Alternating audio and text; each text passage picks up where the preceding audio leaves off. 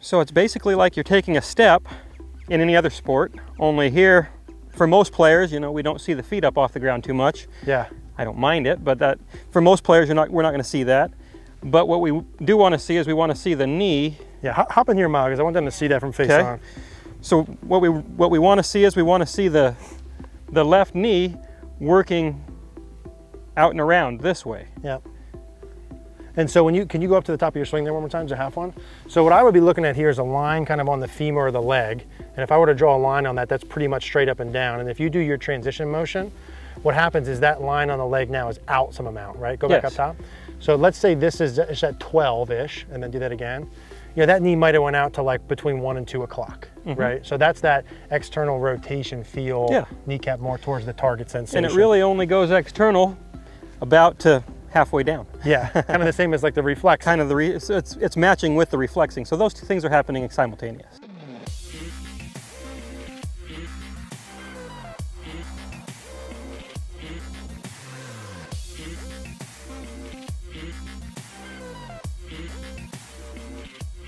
I want to talk to you today about live view golf. Now you guys hear me say all the time that you need feedback when you're practicing. You need to know if you're actually doing what you're trying to do, and the best way to give yourself feedback ultimately is video. And not only is video the best way to give yourself feedback, but being able to see yourself simultaneously as you're doing a movement is the best form of video feedback. It's the best way I've seen to make changes in your swing and be able to correlate the differences between your feels and your reels. Live view is super easy to use and set up. Simply set it up behind or in front of you. You connect it with your iPad or phone, pop that on the ground. You can actually do your practice, see yourself as you're doing it, the best way to expedite your process. I encourage you guys to check out Live View Golf. We'll put a link in the description down below with a coupon code. All right, guys, so we're back here with Mr. Milo from Golfletics. Thank you for having us here. Appreciate you. Welcome back. Gold Canyon, Arizona, Superstition Mountain Golf Club. Yeah. As you guys can see in the background, absolutely beautiful, stunning setting. So we really do appreciate you having us after this. It's awesome. And in today's video, we're going to talk about how to start the downswing, lower body in particular. And I think there's really two key movements that we're going to talk about to highlight. But before we dive into those, Milo, let's go ahead and look at Analyzer and just check out a couple of good players so you can see what we're going to talk about here before we dive in. Okay, so let's take a look here at how good players start the downswing. Just have Jordan Spieth here at the top. And let's take a look at both of the legs, specifically the flex in the legs. Now, part one of what we're going to talk about here is both legs increasing flex to start down. So here he is roughly at the top of the swing, and watch the knees in transition, right? And clearly both of those, let me get those lines out of there. Clearly both legs, the lead leg, left one, and the right one from here, watch the knees, both legs increasing flex or increasing bend as he's getting lower to the ground. That would be part number one we're looking at. Both legs increasing the amount of bend from the top. Now if we pull someone else up here, we'll take a look at Bubba Watson, pretty dynamic pivot. Same sort of piece we're going to see from here. Let's get him pretty close to the top. Look at the right knee for him as a lefty, left knee, trail and lead knee. Both knees, look at the increased flex in the lead knee and the trail knee. So both legs increasing the amount of bend would be the starting point of the lower body to start the downswing. The legs increase flex. You also see with his lead leg is going to start to work external. So let's pull a face up so we can start to see that here. As the lead knee, and both knees are going to reflex in transition, we're also going to see that lead leg start to externally rotate, or that femur. So let's pull up a face-on example here. Got a Justin Thomas with a driver, and let's get him to the top. Now what you're going to see with the lead leg, I'll just draw a line down here roughly at the top. That lead leg is more or less straight up and down, maybe just slightly in. And watch the movement of the leg in transition. So by the time it gets to left arm parallel, it goes from pretty much straight up and down at 12 o'clock and outward, knee towards the target, external rotation from the top. So let's watch that one more time. As the legs are flexing, the lead leg is also working around. And that's a simultaneous motion that's happening really from the top to lead arm parallel. So both knees increasing flex, and that lead leg working around kneecap towards the target is how you want to start the downswing with the lower body. Okay guys, so obviously you saw the two key movements there. Milo in this video, you know, if we were going to describe those two movements that they just saw, obviously starting the downswing, the reflexing of the legs, which we'll dive into in a minute. And then if we kind of look at how the lead femur or lead leg works, working into a external position or the leg working out, kneecap towards the target, would be the two pieces that we would talk about. If we start with the reflexing, right, the reflexing, and we kind of just, let's look at that, let's look at some checkpoints and then how someone might feel that. What would you say the purpose, right? Why, if I'm in here like this, do I want to do any kind of reflexing from the top of the backswing? Well, there's quite a few purposes, but in order for you to be able to continue to turn, if you can get yourself back square and have flex in your knees, you can continue onward. If you've lost all the flex in your knees early in transition, you're done. You're just left with hands. That's right. So. Yeah, exactly. Where I've been too long. So the general idea here about, hey, how do I start my downswing? I'm going to feel my legs reflexing really for the purpose of being able to pivot, being able to rotate, create speed, et cetera, et cetera. And we want to start with that from the top, right? If I get myself into a position from the top of the backswing, obviously in my setup, right, Milo, my knees are both bent. Right? Roughly over the balls of my feet, let's say as a stock mark. When I make my backswing, my trail leg's going to lose some flex. Yeah, definitely lose a little flex, and your lead leg gains a little bit of flex. On the way back. And then as I start down initially, both legs, right, compared to where I am at the top, are going to reflex or bend more. Exactly. And I'm going to do that probably, let's say, this reflexing motion, bend my legs more, kind of roughly until about left arm parallel. Right? That's about right. Just kind of the initial phase of the downswing. And the kneecaps maybe get rebent back over the balls of the feet as a simple stock mark, right?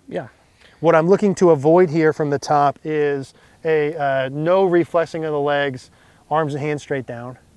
What I'm looking to avoid from the top is no reflexing straight up into a straightening motion. Right? So reflexing the legs as I begin down. Let's say I understand that. I saw the video, I saw this video, I buy into it. I want to reflex my legs and pivot and rotate like you do in your swing. How does someone start with that? Well, like I do anything, slow. Good. So first you take it up to the top and you make some rehearsal swings where you actually just do that. So you practice feeling yourself, I call it unweighting in transition. So you're basically, it's like you're getting ready to jump and you're doing it in your transition. So if I'm going here like this and I'm beginning down, it's this, right? It's a reflexing and kind of an unweighting move. I like that a lot. I used to always get the sense when I was playing, so my belt buckle quite literally was getting lower to the ground. And there's always some pelvis stuff there too, but reflexing the legs in transition. Would you say I'm, in a general sense, that I'm trying to start my downswing with the reflexing and letting my arms and hands kind of come for the ride, if you will? Generally, I would say yes. Generally, you don't need to really feel like you're doing a whole lot. You're not applying a lot of force to the golf club early in transition with your hands. Right. There's some certain examples, et cetera, but what we're saying here is when I'm starting down, I'm really keying in on the legs reflexing. My arms and hands right now are coming down towards the ground and I'm not feeling them at all. Right? And so not consciously. For most players, it's going to feel like they're not doing anything as long as the structure was built correctly at the top. And so when I'm doing this, I'm going slow, right? I like what you said before of having a lot of players feeling full swings, but doing it slower, right? And so when I'm doing this, am I going kind of half swing length? Should I start big and go slow? I actually like full swing length, so you get used to the feeling of how things are going to move in reality. Just doing it really slow. So this is hard to do. I rarely find somebody that can pull it off right away. But you're making full swings. You've got a 9-iron in your hand, and you're hitting that 9-iron 75 yards with full swing. So that white flag out there, like 100-ish? Yeah, it's probably around 100 yards. So I'm going short of the white flag with a pretty long swing, feeling the reflexing in transition. Okay, let's go ahead and give it a shot. So if I go 150 here, I'm going to give myself credit. So reflexing from the top. And so for those that can't see how far that went. It went about 130 yards. Okay, so close, right? Close-ish, 75, 130. And when I'm practicing this, because it's hard for me to know if I did it right if we're not standing here, right? So you need some feedback, you need some video. And I'm using those checkpoints. I'm saying, hey, did I actually flex my legs as much as I wanted to? Yay or nay? Oh, wow, I need to do a lot more. Yeah, you're actually looking to see yourself compressing into the ground. Yeah, it should be visible. Good, got it. So it's like if you do it properly, there's going to actually be like the best players. Yes. Right? A lowering. If someone were to draw the line on Tiger's head, which he's going down too much type of thing, right? There's a lowering, and there's other parts involved with that, but yeah, there's compressing. We'll talk about that later, but yeah. There'll be a noticeable lowering part. So both of my legs reflexing, I feel a little bit of kind of pressure, a little difference in normal my quads compared to where I normally would. Let's do a long and slow one again if we can. Okay. So legs reflexing in transition. Yeah, good. And so for me, when I'm doing that, I think what I really, and both of those obviously too far, what I really need to do to feel that is get a couple good rehearsals, maybe see one or two, feel that I'm actually doing it, right? Yeah. See that I'm actually doing it, and allow myself to exaggerate to the point where I actually get a big enough lowering. Yeah. For many of you, it's going to feel like there's no way it could be right. You're lowering so far. Yeah. And then you'll see, oh, I went down like an inch. Yeah, it feels like 3 feet and went down an inch or so. Exactly. So the reflexing the legs, right, you'll see there, obviously, guys, the players do it, right? That's what's generating the ability to rotate and pivot in power. But that's not the only thing that's involved with the rotation. There's a little bit we want to talk about with the lead leg. Let's dive into that next. Okay, Milo, so part number 2 here has to do with how the lead leg works. So let's talk a little bit about that. How do I start the downswing? Talk about the reflexing. What does the lead leg do?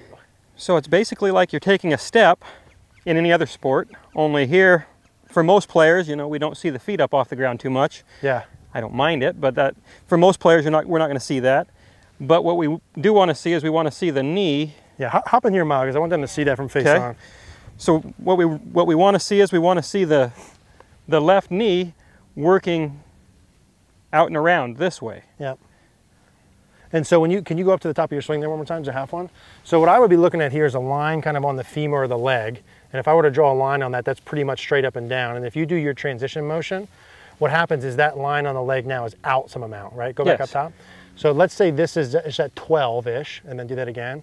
You know, that knee might have went out to like between 1 and 2 o'clock, right? So that's that external rotation feel, kneecap more towards the target sensation. And it really only goes external about to halfway down. Yeah, kind of the same as like the reflex. Kind of it's matching with the reflexing. So those two things are happening simultaneous. Exactly. So at the same time, let's flip flop spots one more time.